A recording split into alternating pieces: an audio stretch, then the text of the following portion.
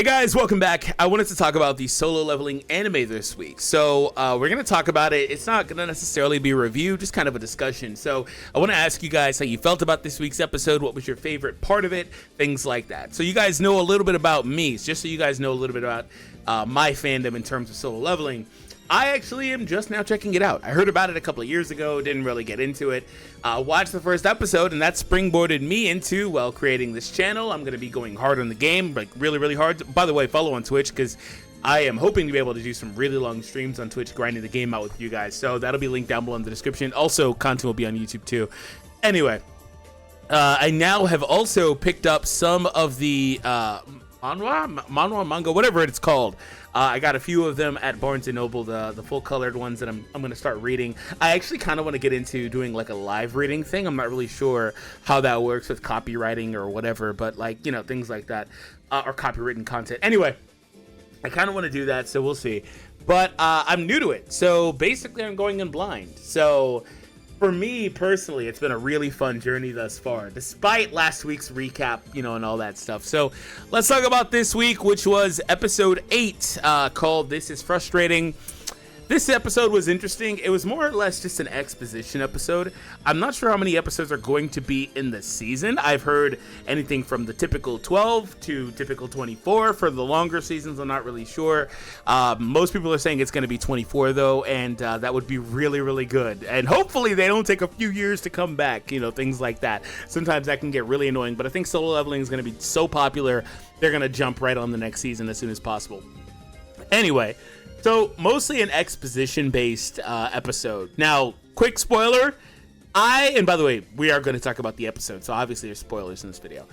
I am not great at the names. It's going to take me a while to learn the names, aside from like the main characters, like, you know, the main few, but I'm not great at it. The naming conventions are not typical for me, so forgive me.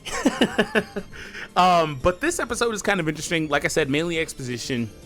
It reintroduces us to all of the characters from the first couple of episodes, from that first tragedy dungeon, and the survivors are now reunited in this episode, which I thought was really cool.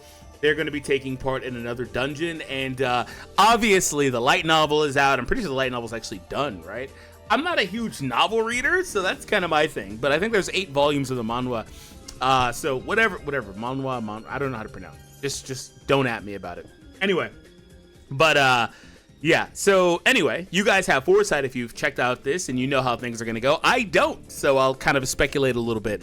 What I'm thinking is going to happen is that in the dungeon, they'll obviously meet some sort of turmoil. They'll be in a bad position, and, you know, Jinwoo is going to have to step up to the plate and potentially show his newfound power.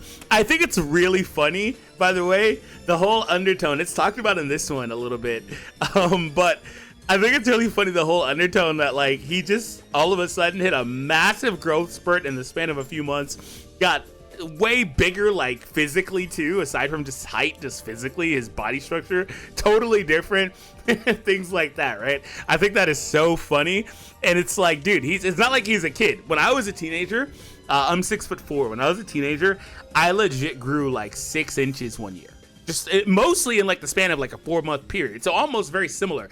But this dude he's not really there. I think he was in his early 20s, right? So I guess maybe a late growth spurt is possible, but it's just like, you know, I don't know, man. I think something's fishy there.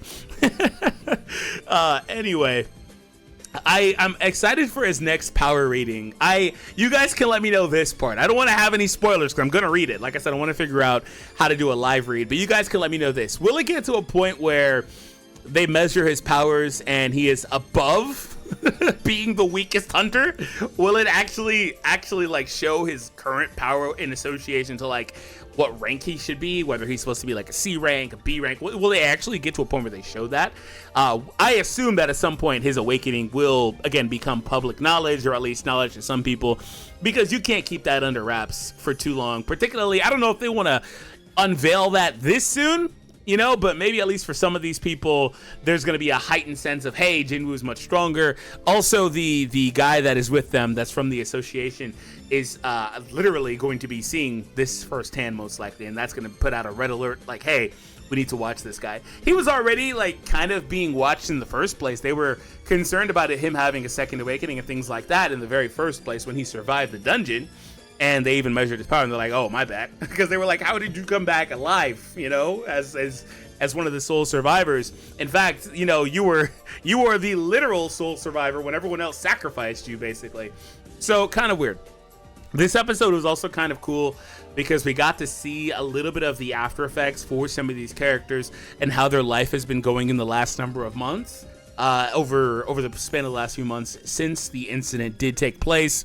And also I thought it was kind of cool how they got to, again, reunite, and we get to see Juhee with Jinwoo as well for the first time in a really long time. There was that moment a few episodes where she kind of saw him but didn't, she noticed it was him or thought it was him, but there was no interaction there. I thought that was kind of interesting, but hopefully she turns into anything other than a scaredy cat and becomes a serviceable character in the series. I assume she does, because that is a very common character arc, whether it's for the female protags or secondary characters, things like that. It just is very common. So I assume at some point she won't be, chicken shit scared all the time and be useful, right? So we'll see what happens with her. But that being said, I really enjoyed this episode as an exposition one. But what it did for me, though, is it really made me want to see the next upload, man. I can't wait until next week. This is now my most anticipated anime every single week, and I haven't had that feeling in a while. I got that with JJK, obviously, some other really big hitter popular ones, but it's something that is not the most common thing for me. So once again, I hope you guys enjoy. Hit the thumbs up and subscribe, and let me know what you guys thought of the episode. Once again, what was your favorite moment? Things like that.